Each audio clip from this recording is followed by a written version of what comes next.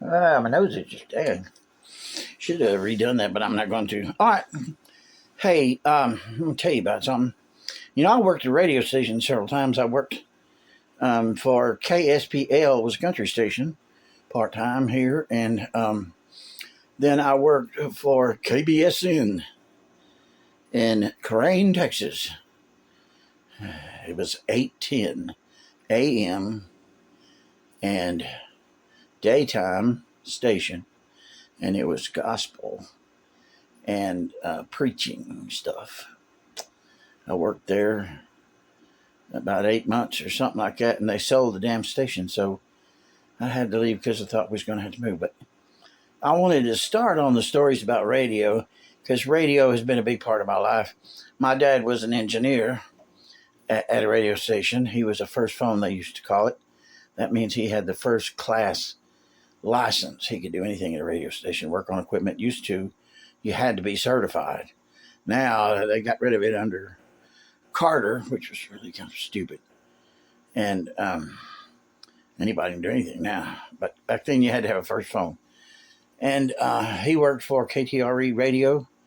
And then they sold the station. KTRE radio belonged to the TV station, KTRE Channel 9. And they sold it to somebody else, and they changed call letters to KLUF. And that was the station he worked at for a little while. And then he left there and worked for a plant for a while, and then he went to KRBA, which pissed my mother off because he was making good money at the plant in Diboll as an electrician, but he went back to radio, and he didn't get shit for that. But, that was his love, and I know because I inherited it.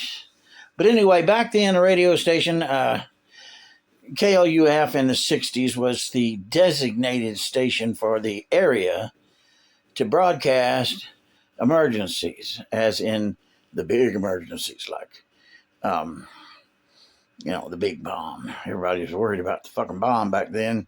They was afraid the Soviets were going to blast everybody to hell, and they'd hit Houston, I'm sure, with the nuclear bombs.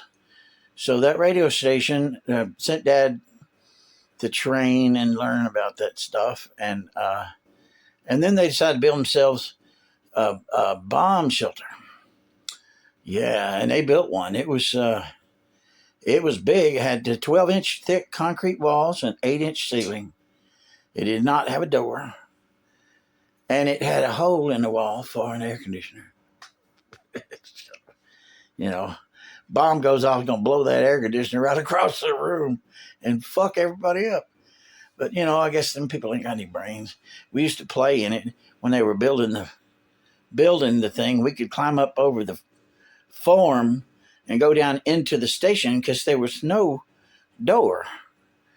And so we went in there and snooped around. We picked up some men's magazines.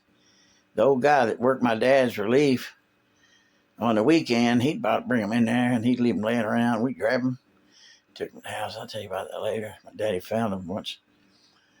So, it was, we had a lot of fun times. I'd stay there with Dad at night, and he'd be working on the radio. He was not an announcer, but he ran a shift on the radio. He just didn't talk. He played records and stuff, But when I was little, I would take these two chairs and push them together.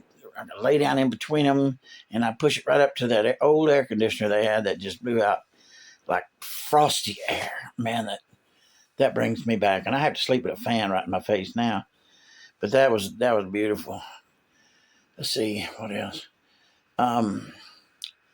My dad, when my dad was working, the building was built upon piers. It was a wooden building, and Dad worked in there at night, and behind him were like these 3 big windows, and they weren't, they weren't fastened or anything. You just could open them up. They were easy to open.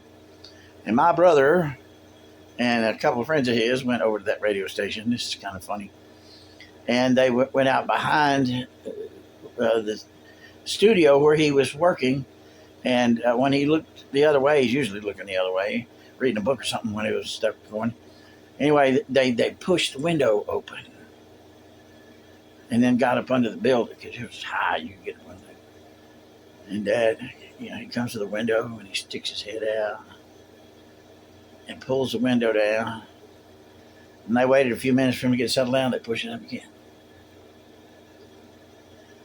And Dad did the same thing with this window. He went over there and looked out and didn't see anything. And he pulled it down. They did it a third time. And Dad would come look out the window, and then he reached up and pulled the thing down. And he went and got a hammer and some nails, and he nailed that damn thing down.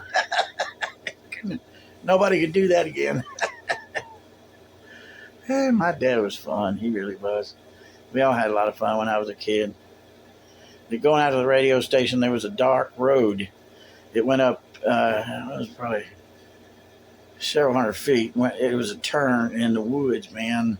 And at night, it was dark, because it was a small road, and the woods kind of up over the top of it. And I was scared of going down through there. I'd go down through there sometime on my bicycle, but I would go full blast, man. I didn't stop because I thought something was going to get me. Never did. Ain't that terrible. Let's see what else I forgot. One more thing. I was remembering, me and my buddy was sitting on the porch outside, and it's had a big long porch, and we were sitting there on the steps, and the side of the damn building just fucking exploded. Fire and shit goes boom. Scared the fuck out of both of us. I couldn't talk. Dad was inside. And what happened is a tree had fallen on the power line and shorted it out. And radio stations have some big fucking power lines for those transmitters and stuff. And it blew it out. Scared the hell out of me. But I really had a good time at the radio station with Dad. And I'll pick it up on my next video.